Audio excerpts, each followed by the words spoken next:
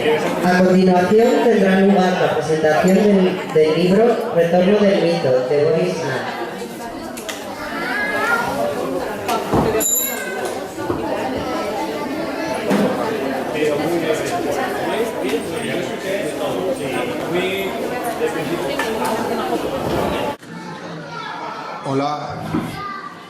Hola, buenas tardes a todos. Buenas tardes. Somos Ángel Fernández y Miguel Ángel Sánchez, somos editores de Hipérbola Janus, una editorial que está especializada en pensamiento tradicional, esoterismo, geopolítica, etcétera, en general temas relacionados con la espiritualidad. Y hoy pues nos disponemos a presentar el libro que lleva el título El retorno del mito, de Boris Vian, un autor serbo-croata que por razones obvias no ha podido estar presente, para hacer él mismo en primera persona esta presentación, con lo cual pues vamos a ser nosotros quienes nos encarguemos pues de dar una idea pues de la temática del libro, un poco pues los aspectos biográficos generales del autor y un poco pues dar a conocer esta obra. En primer lugar, pues habría que decir que Boris Vian es un autor serbo-croata que actualmente vive en Zagreb. Lleva escribiendo, lleva desarrollando su obra desde el año 1994 hasta la actualidad. Su obra, pues básicamente, se compone pues de obras, digamos que hay una parte ensayística y hay otra parte literaria, a través de la cual pues hay una serie de temáticas muy recurrentes, que en este caso, pues sobre todo, pues podemos decir que están relacionadas con el concepto del mito, la conciencia mítica, la idea de tradición y una serie pues de elementos que digamos que articulan este discurso y que vienen a ser pues el imaginario habitual de este autor a lo largo de sus obras. Además de esa faceta como escritor, esa faceta literaria y ensayística, Boris Vian también produce su propia música, forma parte de la Eurasian Artists Association, que es una asociación de músicos independientes, principalmente de origen eslavo, y a través pues de la música pues también trata de plasmar estas ideas. Un poco para acabar la presentación del autor, pues podemos decir que sus obras han sido traducidas a diversos idiomas, fundamentalmente idiomas del centro de Europa y de la Europa oriental, es decir, más o menos en el espacio, digamos, eslavo, donde tiene obras pues traducidas al checo, al alemán, al ruso, al portugués y ahora por primera vez al castellano, porque es la primera vez que este autor se traduce en nuestra lengua. Y bueno, para empezar un poco a entrar en materia, en lo que sería la presentación propiamente dicha, sería interesante empezar a comentar el concepto del mito, que es, como decía, pues la columna vertebral de la obra de este autor. Y creo que sería muy interesante pues tratar de explicar un poco en qué consiste el mito, dado que en nuestras sociedades actuales pues hablar de una cuestión, digamos, como el mito, pues se convierte prácticamente en una anacronía, porque la conciencia mítica es algo que ha desaparecido de nuestro espacio de convivencia, se puede decir, a todos los niveles. Prácticamente pues lo que es el pensamiento racional y científico lo ocupa todo. Y no somos capaces tampoco de entender muy bien cómo funciona. Lo primero que hay que decir respecto al mito es que el mito tiene una función de intermediario entre dos mundos, se podría decir, entre lo que es el mundo suprasensible, el mundo invisible, digamos el mundo trascendente, el mundo espiritual, y aquello que es el mundo visible, el mundo material, el mundo profano, el mundo de la horizontalidad, aquel en el cual vivimos y que no está supeditado a ninguna otra causa superior. Entonces el mito lo que hace es un poco ligar o religar lo que es ese mundo invisible, ese mundo metafísico de las formas ideales, si se quiere emplear una terminología platónica, con aquel mundo físico, material y profano que acabo de comentar. Entonces el mito, pues en el contexto de las sociedades tradicionales, pues es evidente que tiene una importancia fundamental, porque además nos narra o nos explica un poco pues el comienzo de los tiempos, nos habla del gran tiempo y de los orígenes, de la génesis del mundo y de los seres que más o menos pues podemos decir que lo han configurado merced a su acción, a sus acciones sobrenaturales. Y además, sobre todo, una cuestión fundamental, que es que el mito revela la irrupción de lo sagrado en el mundo profano. La acción de lo sagrado, pues,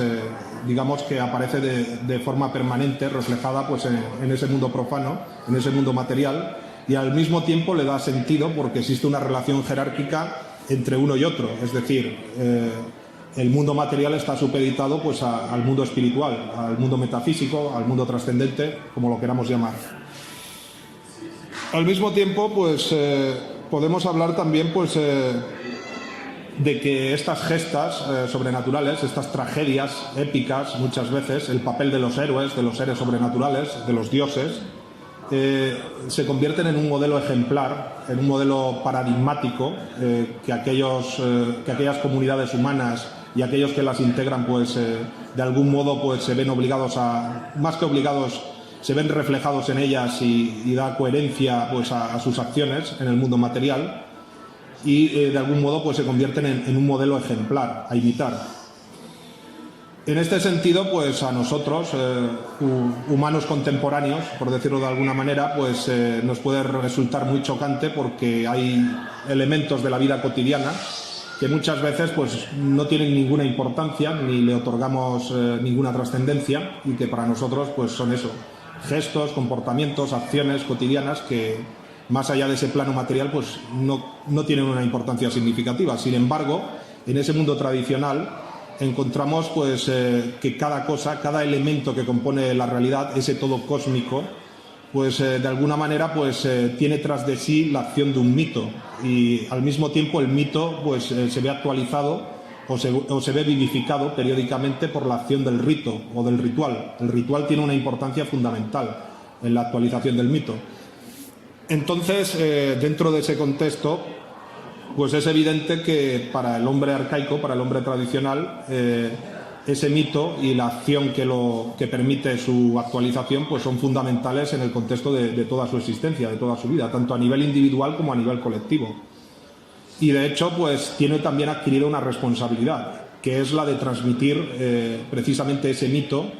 o los elementos que lo articulan a las sucesivas generaciones, de tal modo que al mismo tiempo se convierte en una responsabilidad.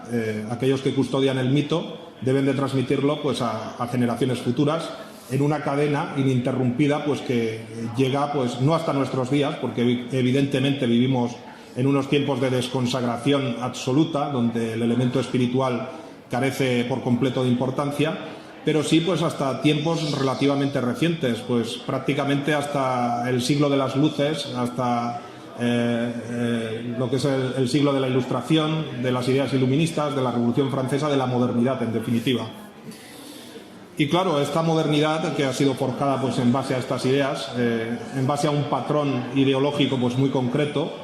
pues al pensamiento racional y científico, pues es incapaz de entender pues los elementos que articulan el mito y de hecho pues se ven como una expresión infantil, oscura e incluso dañina, a partir de la cual pues el hombre primitivo establece pues una explicación de aquello que le rodea, del mundo que le rodea y trata de darle un sentido. Sin embargo, pues muchos pensarán que esta idea pues puede resultar válida, pero sin embargo se debe pues sobre todo pues a una incomprensión, a una descontextualización y a una desconsagración del mundo actual, lo cual nos impide a nosotros ser empáticos de alguna manera, por decirlo de alguna manera, con esos contenidos míticos tan propios de las sociedades tradicionales y es la clave, digamos, para que la incomprensión que nosotros como hombres modernos tenemos hacia ese mundo tradicional y hacia esa conciencia mítica pues permanezca vigente y no sea posible pues encontrar un punto de encuentro de alguna manera. Y esto lo vemos sobre todo pues en las fábulas, por ejemplo, en los cuentos, que por ejemplo pues cuentos muy recurrentes que actualmente pues se pueden publicar o se pueden contar a los niños, que han perdido por completo pues el sentido originario que les venía atribuido por aquellos que lo habían ido transmitiendo de generación en generación.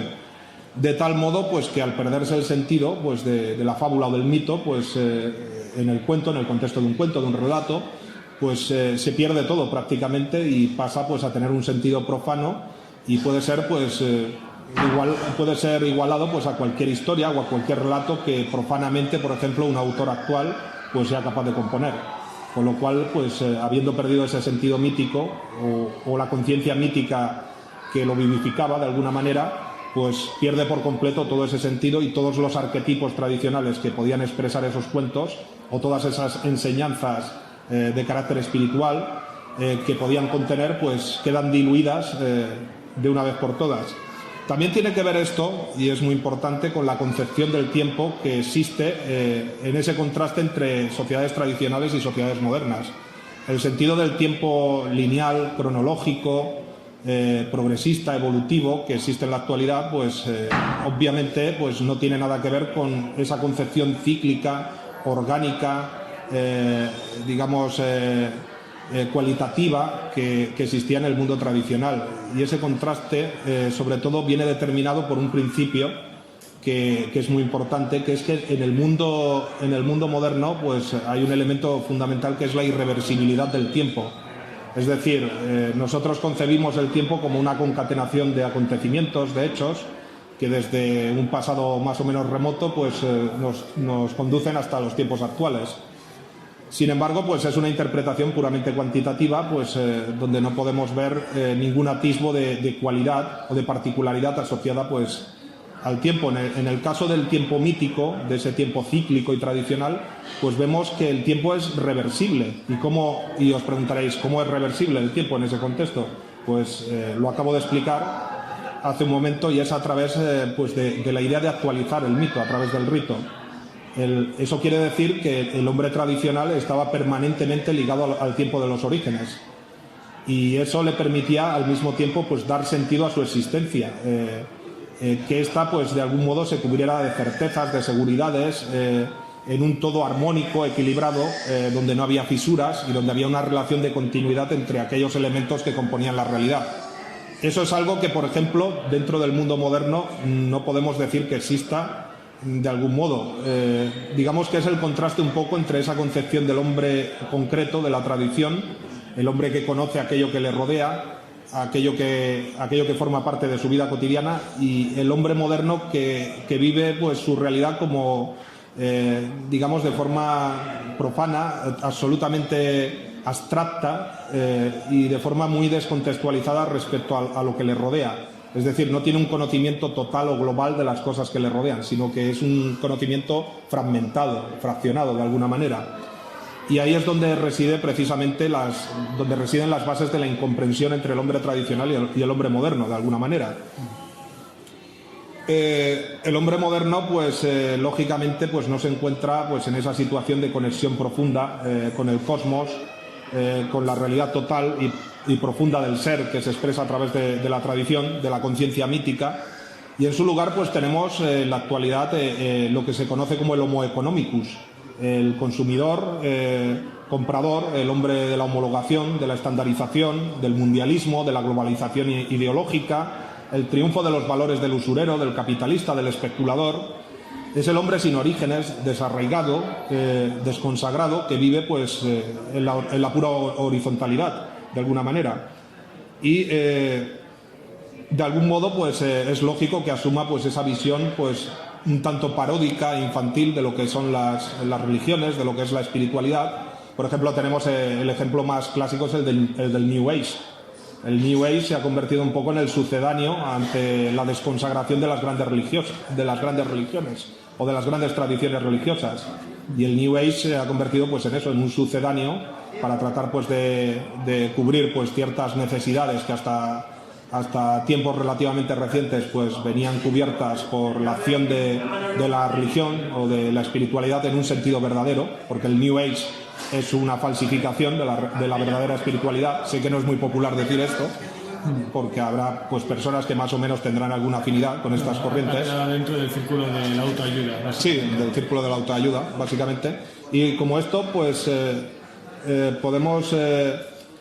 poner un ejemplo un poco pues de esta desconsagración y de esta descontextualización incluso pues de los elementos que conforman nuestra realidad, y lo vamos a hacer con un ejemplo que nos afecta a nosotros, que es muy, muy personal. Nosotros, como podéis ver, pues somos unos editores que presentamos o trabajamos un tipo de libros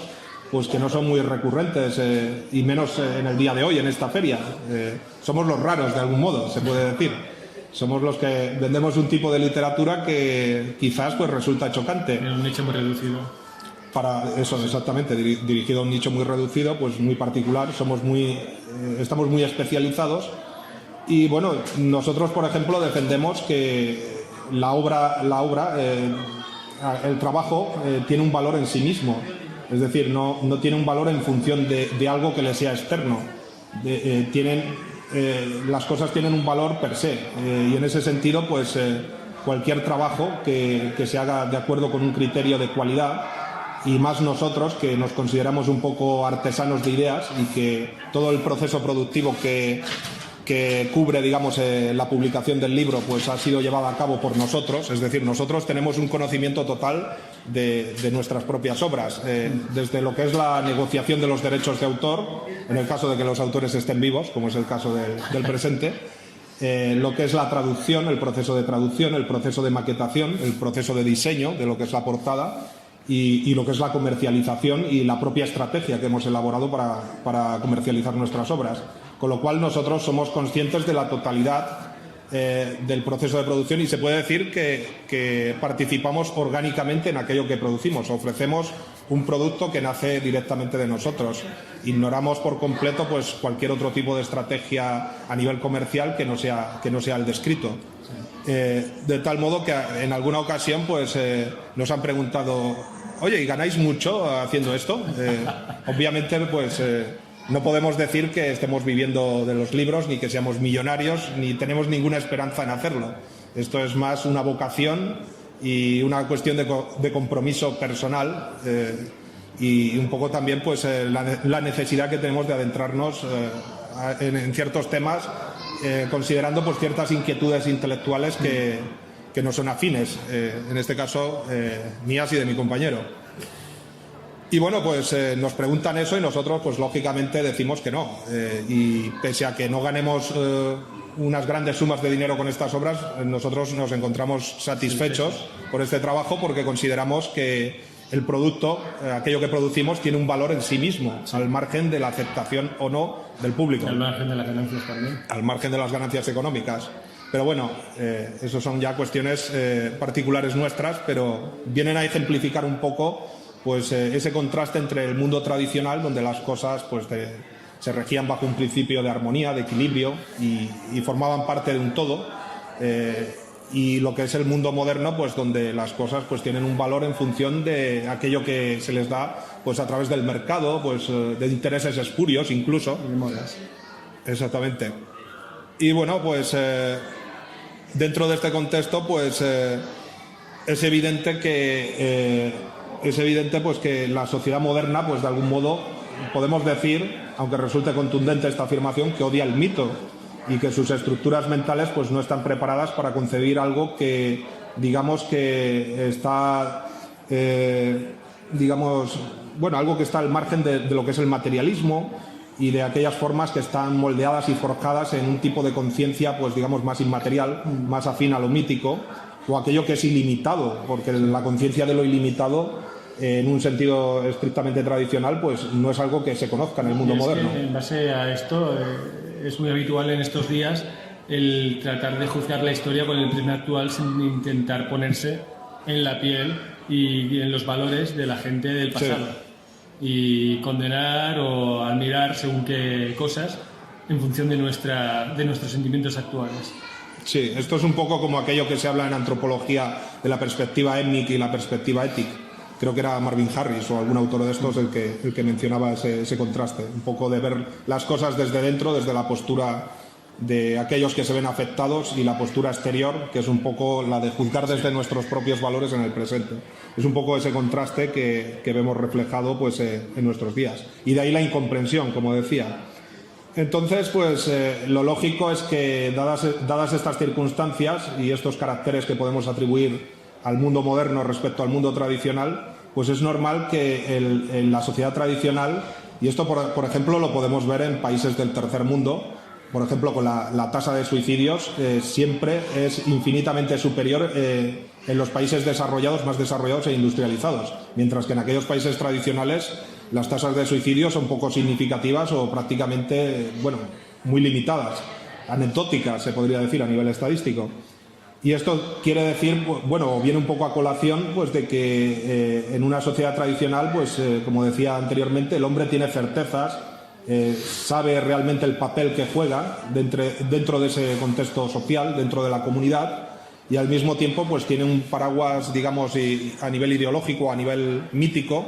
que le protege pues del desarraigo, pues del no pertenecer a nada o de ser un simple agregado.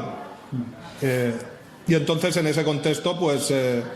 es normal que un tipo de estructura social orgánica y tradicional pues también ejerza esa función de protección del individuo y al mismo tiempo pues permita pues que esa cadena, digamos, de transmisión del mito pues permanezca viva.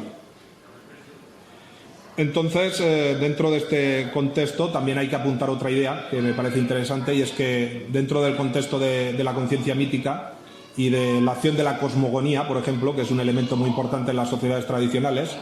que viene pues un poco pues a aquello pues que en la filosofía griega se llamaba el arqué, que es el principio absoluto de todas las cosas.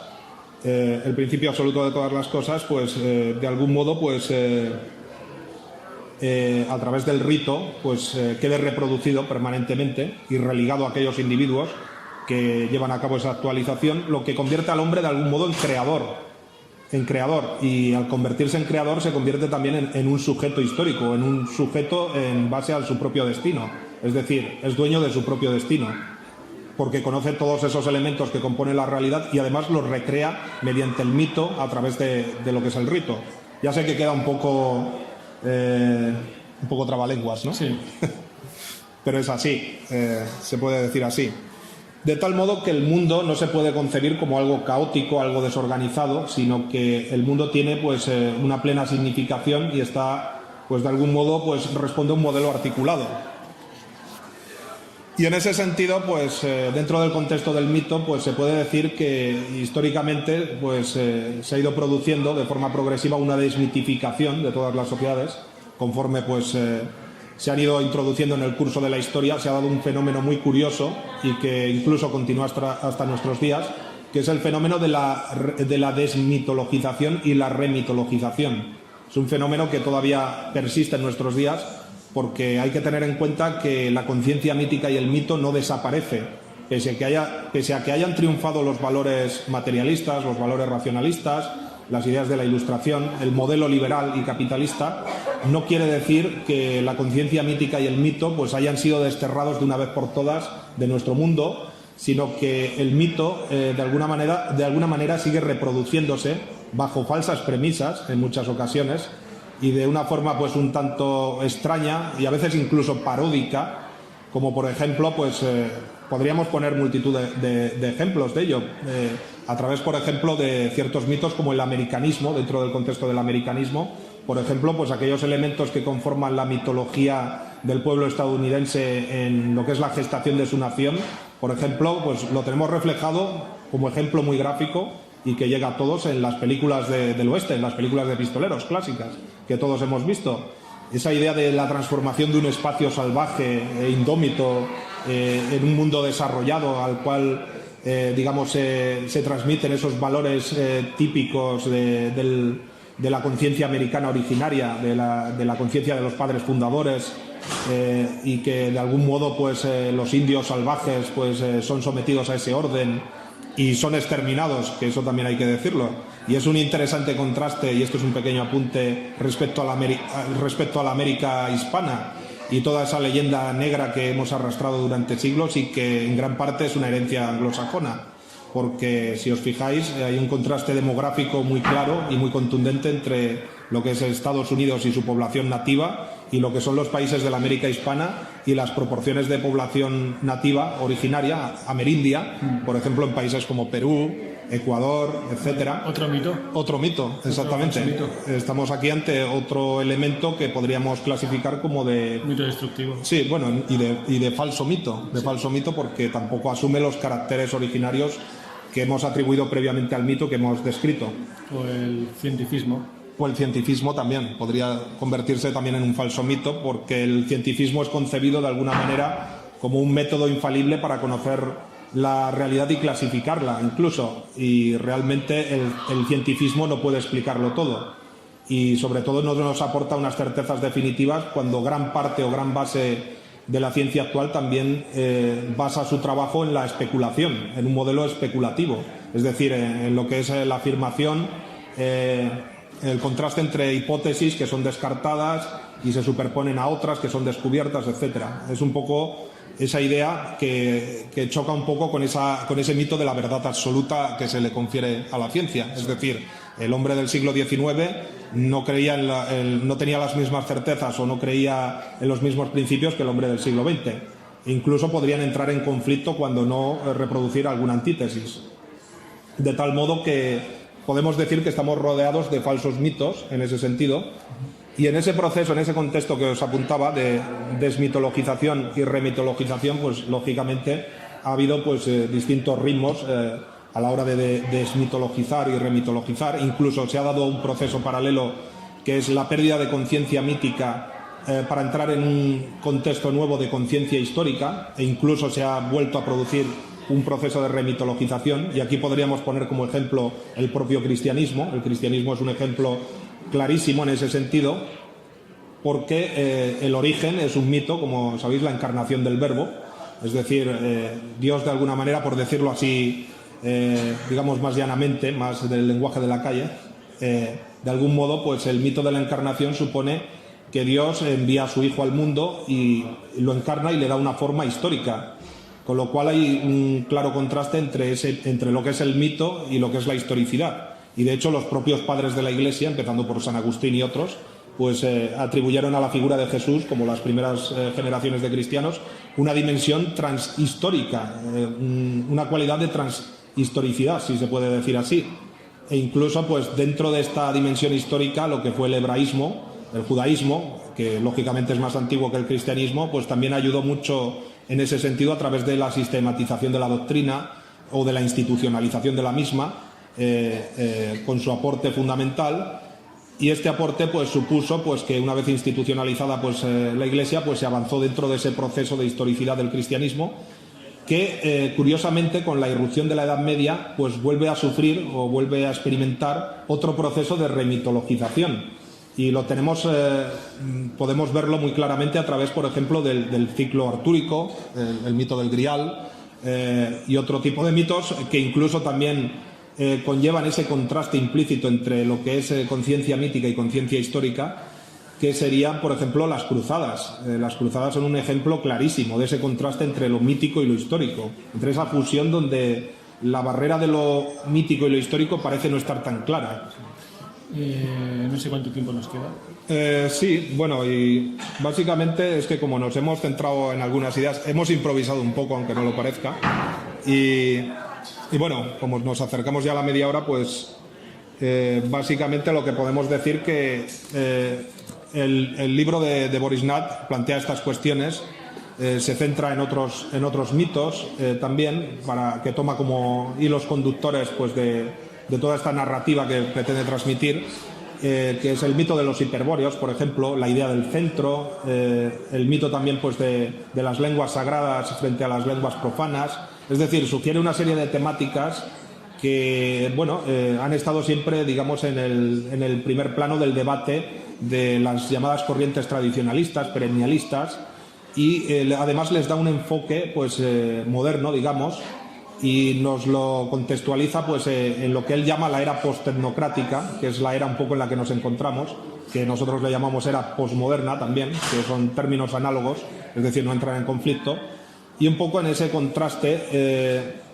nos plantea pues un futuro pues que lógicamente pues es bastante incierto, sobre todo porque nos encontramos en una época en la cual pues digamos la norma, el valor, el principio, digamos aquellos valores fijos, atendiendo a cierta radicalidad, un término al cual se le tiene mucho miedo en nuestros días, porque cuando se dice alguien es radical, parece que sea alguien extremista, alguien que no es capaz de dialogar o que no es capaz de avenirse a razones, y no es así. El radicalismo lo que realmente refleja es ideas firmes, bien asentadas, bien arraigadas, enraizadas, y lo que realmente delata pues es una persona que tiene unos principios claros y que realmente es consciente de sí misma, de su ser profundo y de lo que le rodea. Entonces plantea pues un escenario de incertidumbre y de, digamos, de cierta angustia también, por qué no decirlo, respecto a dos vías que se podrían tomar. Pues una vía de ellas podría ser pues el avance hacia una nueva remitologización, una idea pues un poco relacionada con aquello de volver pues a los orígenes, tratar pues de tomar pues las fuentes primigenias de nuestra cultura, de nuestra identidad, de nuestra civilización, o bien lo contrario, avanzar hacia el caos absoluto, avanzar hacia la destrucción absoluta y bueno, pues que nuestra propia civilización actual pues acabe consumiéndose de alguna manera sin ninguna alternativa posible. Entonces nos plantea un escenario pues que es un poco posapocalíptico, no sabemos si posapocalíptico o de la construcción de una nueva utopía, de algún modo, y nos adentra un poco en ese panorama y bueno, al lector lo deja un poco libre para que interprete con su propio espíritu crítico, digamos, con su propio criterio, pues aquello que debe ser el futuro o no debe ser, o hacia dónde nos encaminamos o hacia dónde desearíamos encaminarnos de alguna manera. Y básicamente, pues como se ha consumido el tiempo, Sí, pues no mucho más. Tenía más ideas que me gustaría haber reflejado, pero creo que con esto es suficiente para dar un poco a entender de qué va este libro, porque claro, ves el retorno del mito, aquí con un cuadro de Dragos Kalajic, un autor serbio, muy poco conocido, que el propio autor además nos pidió para el diseño de la portada. Y claro, el retorno del mito pues pueden ser muchas cosas, ¿no? Puede sugerirnos muchos temas e incluso puede llevarnos a cierta confusión en función de nuestros propios parámetros ideológicos o lo que nosotros podamos entender por mito. Nosotros hemos tratado de explicar qué es el mito para Boris Nat, un poco, y qué es el mito en el sentido tradicional. Y bueno, ahora queda al público presente pues juzgar un poco según su propio criterio, si desea comprarlo o... Sí, y si quieren hacer alguna pregunta, pues estamos aquí en el stand, en la planta de arriba. Sí. ¿Tengo una pregunta? Sí. Una vez hice un dibujo, mandé a los alumnos dibujar las parcas griegas, las lineales de chino, con el hilo del abierto aquello, y me dibujaban a los Simpsons, que está los Simpsons. Entonces se mezcla un poco lo clásico con lo demasiado moderno. Sí, es un poco el sentido de parodia que nosotros apuntábamos en nuestro discurso. Del mito de Superman, incluso. Sí, habla también del mito de Superman, que siendo un poco una figura, pues que, bueno, el personaje supuestamente procede de un mundo que ha sido destruido, tiene poderes sobrenaturales ilimitados y sin embargo vive bajo la apariencia de un hombre vulgar, de un periodista, y parece pues un poco reflejar esa, digamos, ¿cómo lo diría? Esa naturaleza fragmentada del hombre moderno que es incapaz de verse a sí mismo de alguna manera como bueno, es incapaz de reproducir el arquetipo del héroe de alguna manera y solamente puede reflejarlo de esa manera, de una manera lastrada, limitada, un poco desdibujada o deshilachada, si se quiere ver. Pues nada, muchas gracias. Muchas gracias.